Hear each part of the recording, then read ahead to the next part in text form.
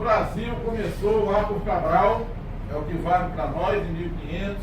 Os franceses tentaram invadir e fundaram uma ilha onde hoje a Vilé ganhou a escola naval, uma colônia França-Antártica, mas os brasileiros se juntaram e apoiaram a marinha portuguesa para a expulsão dos franceses já em 1566, e hoje nós estamos considerando realmente a origem da marinha do Brasil, naquele longínquo 1566, quando brasileiros nativos, natos, alguns já nascidos no Brasil, filhos de portugueses, outros índios, já se juntaram em apoio à marinha portuguesa, né? Não era ainda uma marinha só nativa.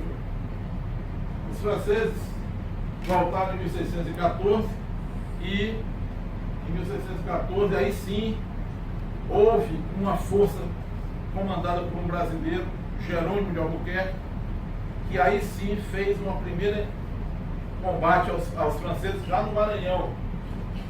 E isso foi o ponto de partida para que os portugueses pudessem tomar conta de toda essa região norte, que a foz do Amazonas estava ali, era uma entrada, e por isso o Brasil conseguiu ter esse território na parte norte.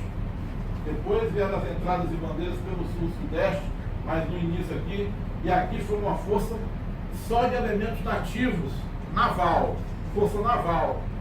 E aí sim mais uma origem da Marinha do Brasil.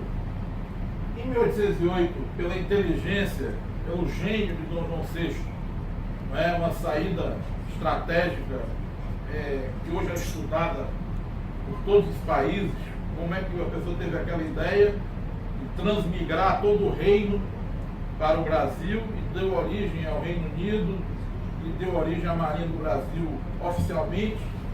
E aqui foi na transferência, essa é a cena da chegada da Marinha portuguesa, guarnecida por fuzileiros navais, protegida, e a origem do Corpo de Fuzileiros Navais da Marinha do Brasil também se deu em 1808. Já contei a história da Dona Maria I criando o Corpo de Fuzileiros Navais, depois lá no outro papel eu conto para os demais. E aí tivemos a independência de 1822, foi feita por um príncipe português, e daí tivemos uma grande preocupação com a integridade territorial do país, com a chamada Guerra da Tríplice Aliança na fronteira oeste. Aqui, essa fronteira oeste aqui, que estava invadida pelos paraguaios, conseguimos contornar a situação com uma guerra cruenta, e o Brasil tem a integridade territorial consolidada. A Marinha em Riachuelo, e vamos ver agora um filme que celebra como os senhores e as senhoras estiveram no dia 11, a Batalha Naval é uma data máxima. Vamos ver agora um filme sobre Riachuelo. Alemães das duas guerras, e tivemos um episódio em confrontação com a Marinha Francesa nas águas nordestinas, por conta de litígios sobre a direito de exploração da lagosta. As duas forças navais chegaram a se defrontar, não se confrontaram, mas se defrontaram em águas brasileiras por uma contenda de direito de pesca da lagosta. Hoje o Brasil e França são países estrategicamente e vidagalmente aliados, mas naquela época teve o que a gente chamou de Guerra da Lagosta. A Marinha do Brasil se fez presente e realmente foi decisiva para que houvesse uma solução diplomática. Foi uma solução diplomática feita na ONU, em Haia, e isso chegou às beiras do conflito, mas a importância do mar para o Brasil e a Marinha se dá nesses episódios que eu passo a contar para vocês. E aí nós temos um território de 8 milhões e 500 mil quilômetros quadrados, graças aos portugueses, né, claro, que conseguiram romper inclusive Tordesilhas lá e expandir para o oeste. E esse território tem, por direito da Convenção das Nações Unidas do Direito do Mar, uma área de 200 milhas para a zona econômica exclusiva. Essa parte azul, a mais escura aqui, são as 200 milhas, e também se dá nas nossas ilhas oceânicas, São Pedro e São Paulo, Fernando de Noronha, Atol das Ocas e Trindade e Martim Vaz, né, são ilhas oceânicas que, por estarem habitadas por brasileiros, a Marinha que provê essa presença dá direito às 200 milhas. Mas, além das 200 milhas, a Marinha do Brasil foi incumbida pela nação de provar junto à ONU que essa faixa azul mais clara, né, é uma projeção do nosso território, é um caimento do nosso território continental. E isso tem que ser provado matematicamente. A Marinha do Brasil passou 17 anos inicialmente, depois mais 5, sondando, fazendo prospecções submarinas.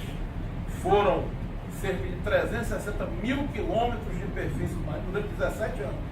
Os nossos navios, por ali, a mais de 200 milhas, e fizemos esse pacote de medidas, entregamos para a ONU e provamos que isso é por direito do Brasil. E esse know-how, esse método já foi usado por países irmãos, como Angola, por exemplo, como outros países, inclusive da Europa, já tiveram parcerias para a Marinha do Brasil passar essa experiência de como se comprova matematicamente que aquele caimento da plataforma continental faz direito. E aí, com essas 200 milhas, cerca de 3 milhões e meio de quilômetros quadrados, mais essa parte azul mais clara, cerca de 1 milhão aqui, nós vemos, de quilômetros quadrados, nós vemos que o Brasil tem direito no mar a uma zona econômica exclusiva, mar territorial e plataforma de aproximadamente 4 milhões e meio de quilômetros quadrados. Um comandante da Marinha do Brasil, 2 antes do atual, num belo dia, percebeu que essa dimensão é a mesma da Amazônia Verde. Aquela Amazônia Verde que é tão valiosa para o Brasil e para o mundo.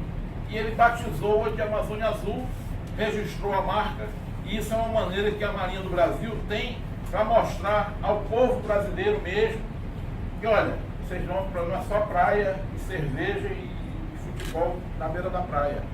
Tem toda uma riqueza, que é a chamada Amazônia Azul, por onde passa 95% do nosso comércio, o petróleo, o gás, riquezas, biodiversidade. Os portos brasileiros estão lá, não só na parte do mar, mas nós temos também a biodiversidade, recursos minerais, o turismo, né, o lazer e a parte de preservação ambiental, que é muito importante. Estou mostrando isso para mostrar a importância do mar e das águas interiores. O Brasil é privilegiado por ter uma rede interior de rios, mas temos também as chamadas novas ameaças, terrorismo, pirataria. Tem que ter uma marinha forte. É a mesma coisa aqui em Portugal, tem uma responsabilidade muito grande em relação ao mar, porque como os portugueses foi quem descobriram, digamos, os 8 países, os outros 7 de língua portuguesa, agora a Guiné Equatorial até se juntou à CPLP, adotando a língua portuguesa também como língua oficial. Os outros 8 países têm o mar de fronte, por causa da origem portuguesa, que chegou pelo mar. Isso é um privilégio, ter esse mar. Há países de grande desenvolvimento como a Alemanha, Bélgica, Holanda, não tem esse privilégio. Itália mesmo, tem outro país de frente a ela que não consegue dar espaço para as 200 milhas, para 350 milhas, como nós, os 8 países membros da CPP, 9 agora, com a Guiné Equatorial. Então, isso é um privilégio. Mas tem as ameaças. Por isso tem que ter uma marinha forte. A brasileira, a portuguesa, a angolana, a moçambicana, tem que ser forte a marinha, para poder defender isso, essa riqueza. Parte econômica, ambiental, científica, soberania. Mas nem sempre foi assim no Brasil. Aqui é uma breve passagem com aquela guerra da Tríplice Aliança, era uma guerra territorial com o Paraguai, no interior do continente. Então a escola geopolítica brasileira, ela se voltou, na verdade, desde 1910, quando veio a República. A República veio em 1889, mas aí começou uma preocupação territorial no interior do continente para defender as fronteiras terrestres. E assim foi criada a Escola Superior de Guerra, depois veio o regime militar em 64, mas o regime militar é capitaneado pelo Exército, que acertadamente estava preocupado com a parte interior. E o general Mário Travassos se preocupou, nós vemos ali no mapa, com a projeção continental. Logo depois, o general Golbery, generais sempre preocupados, acertadamente, com a parte de distribuição territorial do Brasil. E aqui nós vemos, hoje o Brasil tem 5 regiões. Nasceu aqui essa preocupação. Região norte, voltada para o Caribe, para os Andes. Nordeste, voltada para o Atlântico, para a Europa, para os Estados Unidos até. A sudeste, voltada aqui para a África, não é? E a sul, voltada aqui para, digamos, as ameaças latinas, vamos dizer assim, que a Argentina era o nosso maior inimigo, que agora é um país irmão. Era outra época. Vemos que sobrou pouca preocupação para o mar, naquela época, né? Na década de 60. E aí chega a um ponto que nós construímos a nossa capital bem no coração do Brasil, não é? Fizemos rodovias e estradas no interior do Brasil, mas muito pouca preocupação com o mar. Nos deparamos com o Atlântico Sul, em que nós temos a presença de diversas potências lá no Atlântico Sul.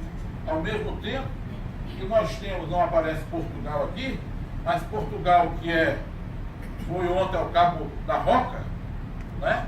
Portugal é ali, debruçado sobre o Atlântico, né? O ponto mais ocidental da Europa está em território português. Não podia deixar de ser os desbravadores que são. E temos aqui, de certa forma, uma teoria muito defendida até na nossa Sociedade Anônima da Marinha em Portugal, que é o nosso triângulo do Atlântico Sul. Temos Portugal, Brasil e a costa ocidental africana, né, como um triângulo aqui muito importante de cooperação em todos os setores. E temos presença de diversas potências aqui nessa área, que é uma área lusófona por excelência. O Atlântico Sul é um Atlântico lusófono, vocês vão concordar. E aí o Brasil, depois eu vou voltar a esse slide, a Marinha, isso aqui é o esforço da Marinha do Brasil em cooperar com essa presença no Atlântico Sul, com parceria com diversos países. Aqui temos várias bandeiras, eu vou falar mais tarde sobre esse slide. O Brasil que também tem esse privilégio de ter as grandes bacias hidrográficas, onde a influência do Atlântico entra no país.